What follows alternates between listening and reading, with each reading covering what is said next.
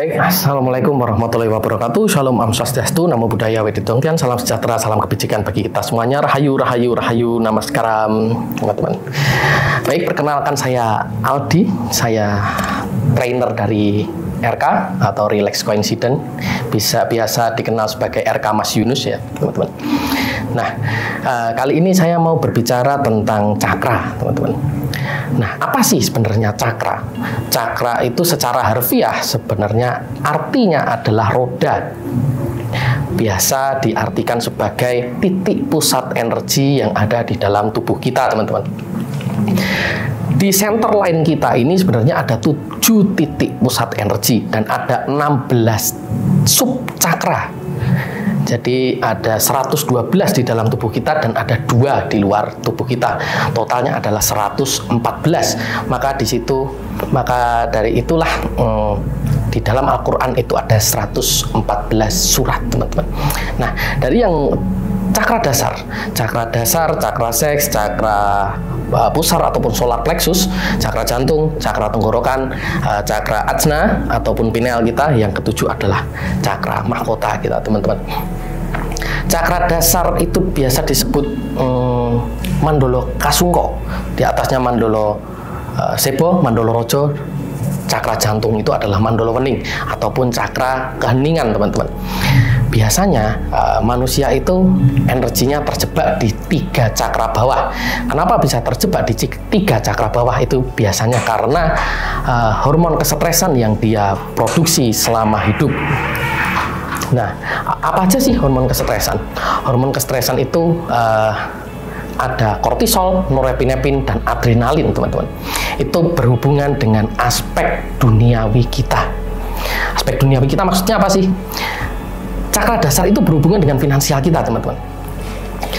Cakra yang kedua, cakra seks, itu berhubungan dengan pasangan kita. Dan solar plexus ataupun cakra pusar kita itu berhubungan dengan tahta ataupun ego.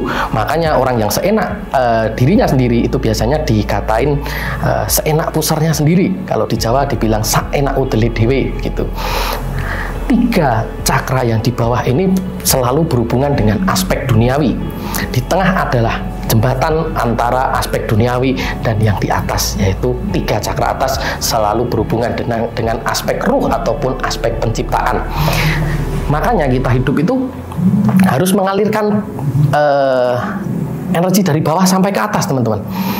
Biasanya orang yang baru lahir ataupun anak kecil, bayi itu gimana sih? Energinya itu lancar. Kenapa lancar? Karena dia belum mengenal marah, benci, dendam, jengkel, dan yang lain-lain, emosi-emosi yang memproduksi hormon kesetresan, teman-teman. Maka biasanya anak kecil itu aspek duniawinya itu terpenuhi karena energinya lancar, gitu. Saat energi itu sampai ke cakra jantung, membuat satu medan torus yang berkualitas, yang baik, itu akan memperbaiki aspek kehidupan kita, 8 aspek kehidupan kita. Jadi energi yang sudah sampai ke cakra jantung itu membentuk satu medan elektromagnetik, teman-teman. Medan elektromagnetik itu adalah medan energi yang kita pancarkan menjadi vibrasi kita, gitu. Itu yang menarik realitas-realitas ke kehidupan kita. Itu kalau sudah sampai ke cakra jantung. Kalau sudah sampai ke throat chakra ataupun kelenjar tiroid kita, itu bahkan kita itu bisa mempengaruhi orang lain. Jadi omongan kita itu jadi dipercaya orang lain karena ada energi yang sampai ke kelenjar tiroid kita. Contohnya, teman-teman, kita semua tahu Iwan Fals ya. Mohon maaf, Iwan Fals itu bukan penyanyi talent, suaranya biasa aja, tapi beliau nyanyi 1 bait saja orang merinding. Kenapa seperti itu? Karena energinya sampai ke throat chakra, begitu. Energinya sudah sampai ke sini, maka setiap bait yang dia nyanyikan itu bisa membuat orang bergetar. Energinya sampai ke orang yang mendengarkan, teman-teman. Nah, di atasnya lagi ada cakra ajna ataupun kelenjar pineal kita, teman-teman. Kelenjar pineal itu berhubungan dengan intuisi kita. Jadi saat pineal kita aktif, itu benar-benar kita bisa waskito ataupun bahkan sampai di Jawa itu dikatakan ngerti sak durunge winarah. Oh ya, saya balik ke sini lagi teman-teman. Kalau energinya sudah sampai ke throat chakra, itu kita menjadi sabdo panditaning ratu. Apapun yang kita ucapkan itu bisa menjadi kenyataan. Nah, pengetahuan itu adanya di cakra ajna kita, kelenjar pineal kita. Banyak orang-orang yang cakra ajnanya, kelenjar pinealnya itu tidak aktif. Kenapa seperti itu? Biasanya karena konsumsi ataupun lifestyle kita. Yang kita konsumsi selama ini kan bahan-bahan kimia yang kita konsumsi selama ini seperti fluoride, deterjen, dan zat-zat kimia itu membuat pineal kita menjadi beku, menjadi pengapuran lebih tepatnya. Nah, kalau cakra mahkota itu berhubungan dengan aspek ketuhanan, gitu teman-teman. Inilah yang disebut 7 lapis langit, gitu teman-teman. Bukan, mohon maaf, saat Isra Mi'raj itu bukan kita terus, bukan Rasulullah itu terbang setubuhnya, sefisiknya, bukan, karena materinya itu akan hancur, pasti akan hancur, ya kan? Yang disebut 7 lapis langit adalah 7 titik pusat energi di dalam tubuh kita ini. Gitu teman-teman. Bagaimana caranya kita itu menarik energi sampai ke cakra jantung minimal 3 energi energi yang terjebak di 3 cakra bawah kita itu harus dinaikkan sampai ke cakra jantung untuk memperbaiki medan torus kita, untuk memperbaiki realitas kita, 8 aspek kehidupan yang kita jalani teman-teman.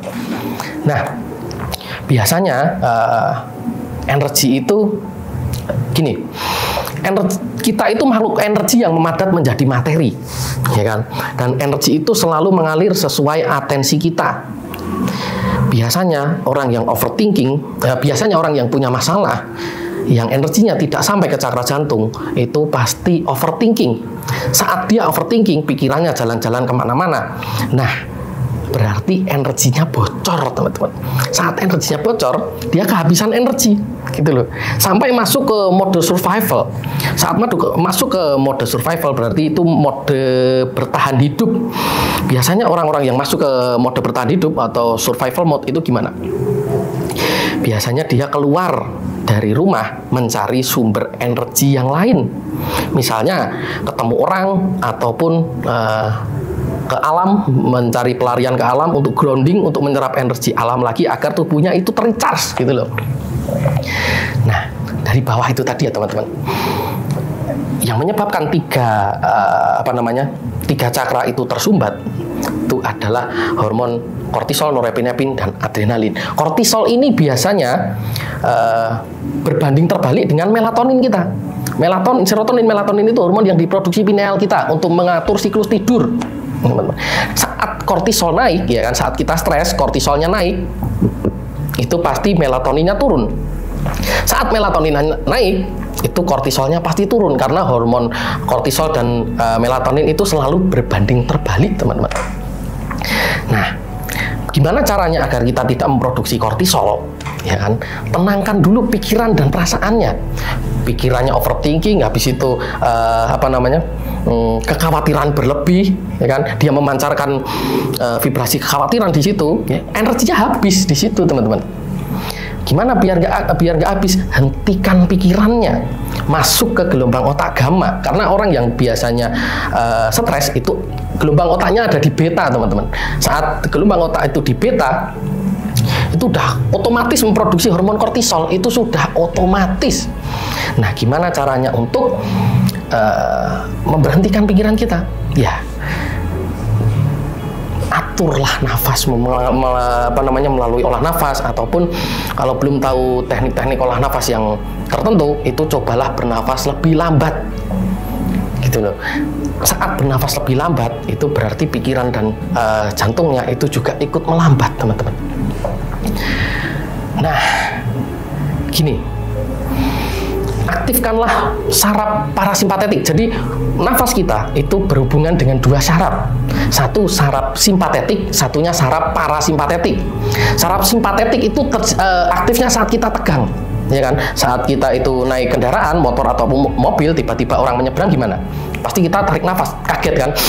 Nah, ini saraf simpatetik, saraf tegang. Yang satunya adalah saraf parasimpatetik. Parasimpatetik itu saraf rileks. Kalau teman-teman habis mendengar berita yang baik, kabar baik, gitu gimana? Lega kan? gitu kan. Exhale-nya pasti lebih panjang. Nah, dalam 24 jam kita itu lebih banyak mengaktifkan saraf yang mana? Simpatetik atau parasimpatetik nervous system gitu loh. Saat parasimpatetik nervous system itu aktif, gelombang otak turun ya kan, gelombang otak turun. Nah, kita menjadi lebih rileks.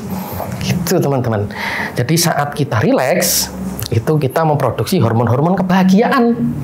Sebenarnya yang perlu ditingkatkan, yang perlu dicapai adalah gelombang otak yang rendah.